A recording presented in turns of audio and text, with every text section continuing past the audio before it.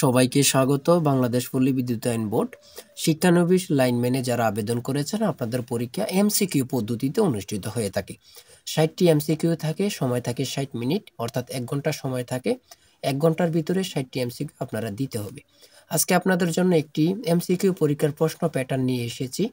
ইনশাল্লাহ এই প্যাটার্ন থেকে আপনি 15 থেকে 20 নাম্বার অনায়াসে কমন পাবেন এবং কি বুঝতে পারবেন কোন কোন টপিক, কোন কোন বিষয় থেকে পরীক্ষার প্রশ্ন আসে। আমি সকল কিছু বুঝিয়ে দিব। তাই ধৈর্য সহকারে সম্পূর্ণ ভিডিওটা দেখলে আপনি পরীক্ষায় পাস করতে পারবেন। হ্যাঁ, আপনি পরীক্ষায় পাস করতে পারবেন 100% শিওর। শুধু ধৈর্য সহকারে একটু সম্পূর্ণ ভিডিওটা দেখবেন। আমি মূল কথায় সরাসরি চলে যাচ্ছি। তার আগে বলে রাখি, আপনারা যারা শিক্ষানবিশ লাইনম্যানে পরীক্ষা দিবেন, আপনাদের জন্য একটি স্পেশাল চূড়ান্ত সাজেশন তৈরি করা হয়েছে, সম্পূর্ণ এমসিকিউ পদ্ধতিতে, একদম শর্ট করে। এই সাজেশনটি নিতে স্ক্রিনে দেওয়া হোয়াটসঅ্যাপ নাম্বার রয়েছে, ইমো নাম্বার রয়েছে, দুটোর মধ্যে যে কোনো একটি মেসেজ করে সাজেশনটি সংগ্রহ করুন। সাজেশনের মূল্য মাত্র 100 টাকা। আমি বলি পরীক্ষার প্রশ্ন যেমন থাকবে, প্রশ্ন প্যাটার্ন যেমন থাকবে, সেমভাবে আমরা সাজেশন উল্লেখ করেছি। ইনশাল্লাহ এই সাজেশনটি পড়ে শুধু পরীক্ষা দিতে গেলে আপনি উত্তীর্ণ হবেন। আপনারা অনেকেই পরীক্ষা উত্তীর্ণ হতে পারেন না, কারণ একটি পরীক্ষার প্রশ্ন প্যাটার্ন বোঝেন না বলেই কিন্তু। আর যারা পরীক্ষার প্রশ্ন প্যাটার্ন বোঝে, ইনশাল্লাহ তারা পরীক্ষায় সবার থেকে ভালো নাম্বার পায়, পরীক্ষা উত্তীর্ণ হতে পারে। দেখেন, আমি মূল কথায় চলে আসছি। শিক্ষানবিশ লাইনম্যান, সময় থাকবে 60 মিনিট, পূর্ণমান থাকবে 60। আপনাদের পরীক্ষা এমসিকিউ পদ্ধতিতে অনুষ্ঠিত হবে। আপনারা আগে বুঝতে হবে। আমি আজকে বুঝিয়ে দিব কোন কোন টপিক, কোন কোন বিষয়গুলো থেকে পরীক্ষার প্রশ্ন করে। আপনি যদি এগুলো বুঝতে পারেন, আপনাকে কেউ আটকিয়ে রাখতে পারবে না, আমি বারবার বলে রাখি। আর আপনাদের পরীক্ষায় প্রশ্ন আসে দশম শ্রেণী, অর্থাৎ নবম দশম শ্রেণীতে যে পড়াগুলো পড়ে আসছেন ওগুলো থেকে কিন্তু থাকবে। বাংলা, ইংরেজি, গণিত, ঠিক আছে? বিশেষ করে বাংলা, ইংরেজি, গণিত থেকে অনেকগুলো প্রশ্ন থাকবে। সর্বপ্রথম রয়েছে কি, শব্দের সন্ধি বিচ্ছেদ থেকে একটা প্রশ্ন থাকবে, এটা আপনারা ধরে নেবেন, একটা প্রশ্ন থাকবে। তারপরে 2 নম্বরে রয়েছে ঠাকুরমার ঝুলি কি জাতীয় রচনা সংকলন, এমন জাতীয় একটা প্রশ্ন থাকবে। 3 নম্বরে রয়েছে অফ কোন ধরনের উপসর্গ, সঠিক উত্তর হচ্ছে সংস্কৃতি। বিশেষ করে আমি বলে রাখি, আপনাদের একটা সুবিধা কি, আমাদের সাজেশনটি প্রত্যেকটি প্রশ্নের ব্যাখ্যা ও সমাধান সহ আপনারা পেয়ে যাবেন। এটা কিন্তু আপনাদের জন্য খুবই একটি সুবিধা, ঠিক আছে? 4 নম্বরে রয়েছে প্রাচীনতম বাঙালি মুসলমান কবি কি, শাহ মোহাম্মদ শগীর, খুবই গুরুত্বপূর্ণ। দেখেন, এখানে ব্যাখ্যা সহ দেয়া আছে। বাংলা সাহিত্যে প্রথম মুসলিম কবি শাহ মোহাম্মদ শগীর, গৌড়ের সুলতান। তারপরে 5 নম্বরে রয়েছে বাংলা একাডেমি প্রতিষ্ঠিত হয় কত সালে, 1955 সালে, ঠিক আছে? ব্যাখ্যা দেয়া আছে। এগুলো অনেকগুলো আপনারা দেখে নেবেন। 60টি এমসিকিউ থাকবে। দেখেন, এখানে আরেকটি সন্ধি বিচ্ছেদ দিয়েছে। আমি বলি সন্ধি বিচ্ছেদ থেকে 1 থেকে 2টি নাম্বার আপনারা পাবেন, ঠিক আছে? পড়ে যাবেন, সন্ধি বিচ্ছেদ থেকে থাকেই। তারপরে 7 নম্বরে রয়েছে সমাস ভাষাকে কি করে, সংক্ষেপ করে। 8 নম্বরে রয়েছে বাংলা সনেটের প্রবর্তক কে, সঠিক উত্তর মাইকেল মধুসূদন দত্ত। 9 নম্বরে রয়েছে রবীন্দ্রনাথ ঠাকুরের অতি প্রাকৃত গল্প কোনটি, সেটা হচ্ছে ক্ষুদিত পাষাণ। ব্যাখ্যা দেয়া আছে, আপনারা দেখে নেন। তারপরে 10 নম্বরে আমি বলি, আপনাদের নবম দশম শ্রেণী বই থেকে কিন্তু অনেকগুলো প্রশ্ন থাকবে, এটা আপনারা বিশেষ করে পড়বেন আপনারা। তারপরে উপরোধ শব্দের অর্থ কি, সঠিক উত্তর হচ্ছে অনুরোধ। কোন শব্দটি ইংরেজি ভাষা হতে আগত, এজেন্ট। তারপর ইংরেজি থেকে, নাউন থেকে আপনাদের প্রশ্ন থাকবে, প্রিপোজিশন থেকে থাকবে, অ্যান্টোনিম থেকে থাকবে, সিনোনিম থেকে থাকবে। এগুলা থেকে কিন্তু আপনাদের প্রশ্ন থাকবে। বাংলাদেশে বৃহত্তম হাওর, সেটা হচ্ছে হাকালুকি, খুব গুরুত্বপূর্ণ। তারপরে 16 নম্বরে রয়েছে ব্রিটেনের প্রশাসনিক সদর দপ্তরকে কি বলে, হোয়াইট হল।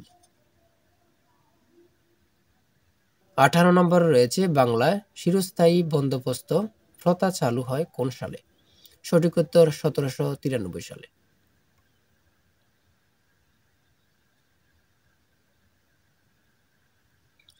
একুশ নম্বরে রয়েছে প্রাচীন চন্দ্রদ্বীপের বর্তমান নামটা কি, সেটা হচ্ছে বরিশাল। 23 নম্বরে রয়েছে সমুদ্র স্রোতের অন্যতম কারণ হলো বায়ু প্রবাহের প্রভাব। দেখেন, বিপরীত শব্দ থেকে কিন্তু প্রশ্ন থাকবে। বাক্য সংকোচন। চাচা কাহিনীর লেখক কে? দেখছেন, চাচা কাহিনীর লেখক কে? যারা নবম দশম শ্রেণীতে পড়ে আসছেন এগুলো আপনারা জানার কথা।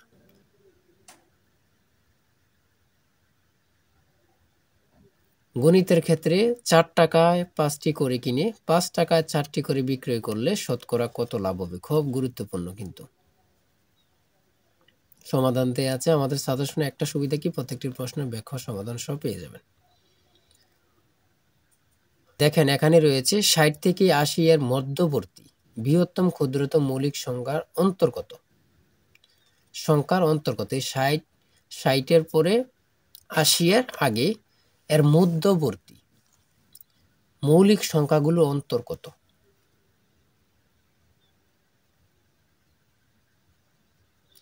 তারপরে 34 নম্বরে বৃত্তের পরিধি ও ব্যাসের অনুপাত কত?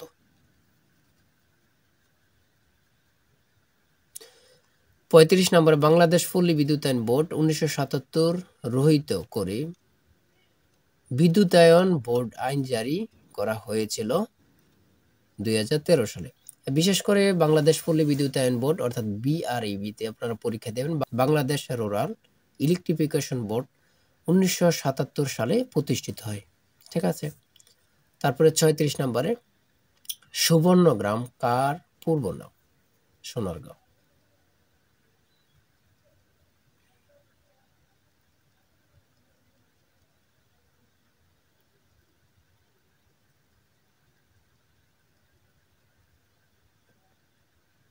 দেখেন 43 নম্বরে রয়েছে কোন মশার কামড়ে ডেঙ্গু জ্বর হয়? এই প্রশ্নটা এত সহজ, সকলেই জানি ইডিস মশা, কিন্তু প্রত্যেকটি পরীক্ষায় অনেক পরীক্ষায় কিন্তু এই প্রশ্নটি দিয়ে থাকে। 44 নম্বরে রয়েছে মানব দেহের স্বাভাবিক তাপমাত্রা কত ডিগ্রি ফারেনহাইট?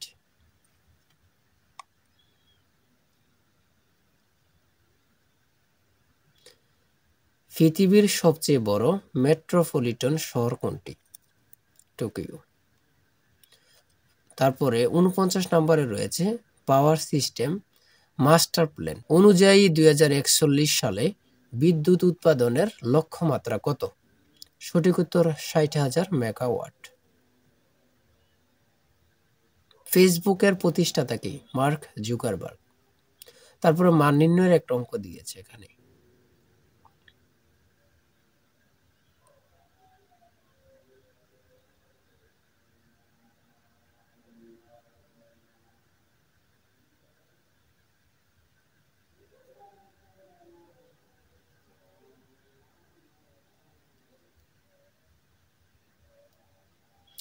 ষাট নম্বরে সর্বশেষ যে প্রশ্নটি রয়েছে, নিশীথ সূর্যের দেশ বলা হয় কোন দেশকে?